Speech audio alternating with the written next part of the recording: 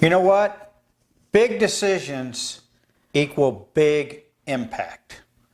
Avoid these 5 money mistakes. This is part 3. Hi, I'm Angie. I'm Eddie. Thanks for joining us at Life Squared.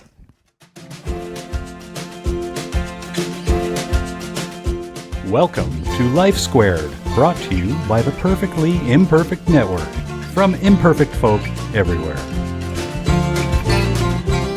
You know, you said it in the intro. Big decisions, big impact. That's right. You know, and part 1 and part 2, those were, in the scheme of things, smaller decisions. Right. But some things can affect your life and your money in different ways. It can be far-reaching. Number 1 is one of the most important decisions you will make in your life. You bet. Make sure that you avoid bad credit and understand the reaches of good credit. It impacts so many parts of your life. Everything. Jobs, when you go for a job, they run a credit check. Schools run credit checks. Social groups. I mean, the list goes on and on. Not to mention the fact that when you go for a loan, that's obviously, they do credit checks, but, renting an apartment. One of the most surprising is churches. Churches don't just run criminal background checks. They run credit checks. Yes, they do. And they want to know about your money. Yes, they do. Not all churches, but many do. So if those things are important to you, and surely at least some of them are, They should be. then you need to make sure that you make good credit decisions. There is rumors out there that doctors will check their patients' credit reports and base, treatments on that. Right. I don't know if that's true. But if it could be, then you want to look the best you can look. On paper, especially. Exactly. Okay. That takes us 2. to number 2. Buying a house that is too much or too expensive.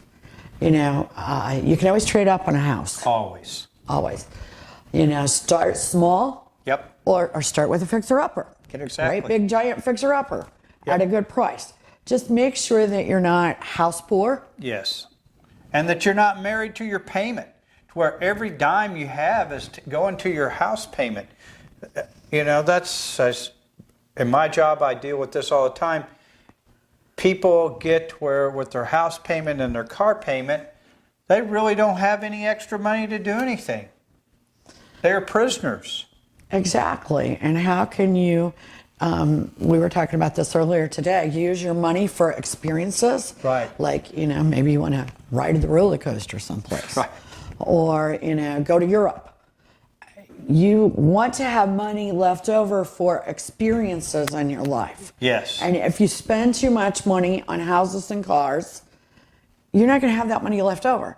Nope. There's also the other side of the coin. You've got this great house, you need a new car, you go in, they say, sorry, you got great credit and everything, but your mortgage is so expensive, right. We can't get you credit for this car. Yeah. I'm sure that's happened before. Debt to income ratio. Exactly. So make sure your debt to income ratio puts you in a good spot for what you want to do. You bet. Number 3. 3. Staying in a dead-end job. Stupid. It's really unnecessary, especially in this job market. If you're not going anywhere in your job, Yeah.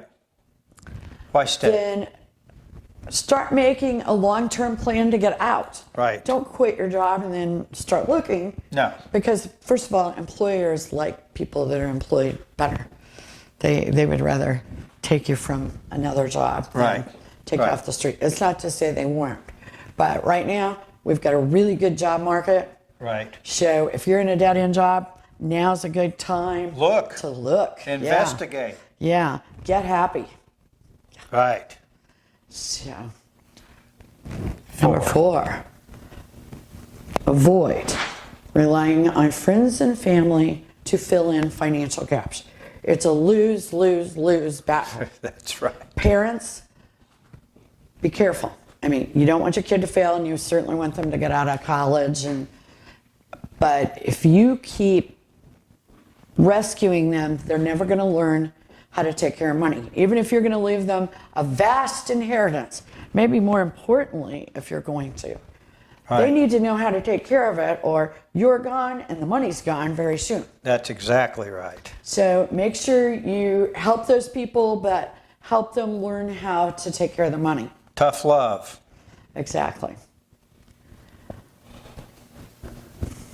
Number 5, not earning money from other sources besides your main job. This is one of my very favorites. It is. Because back in 2012, like I said, I decided to revamp our whole money situation. Right. And one of the things I decided was we needed money coming from as many sources as possible. And you did that. I did. In 2016, Yeah. I took 29 1099s. 29. I was very proud of that when I handed that to the tax guy. And we've sort of built on that. Yes, we have. And we've switched some of the things we do. Yep. Yep. But there are lots of ways to make money besides Tons. your main job. And more so now than ever. Yes. There's Etsy, there's eBay. You can write manuals, you can write books, you can build web pages. You can, you can Be an Uber teach driver. somebody online. I mean, now they're like giving guitar lessons online. Right. You can hook up. So if you have a talent, a skill, or just some sort of knowledge, find a way to capitalize on it, because a really great thing about having lots of money sources is when you lose one. Aha. You have one to take its place. Exactly. And it's not the end of the world. Exactly. It's not So- devastating. These are big decisions, big impact. Think about it. Yep. Thanks for joining us at Life Squared. Life Squared. Yeah! We really appreciate you joining us today at Life Squared on the Perfectly Imperfect Network. To get more content, please consider subscribing. If you have any questions or feedback, we'd love to hear from you in the comments section. Thanks for watching.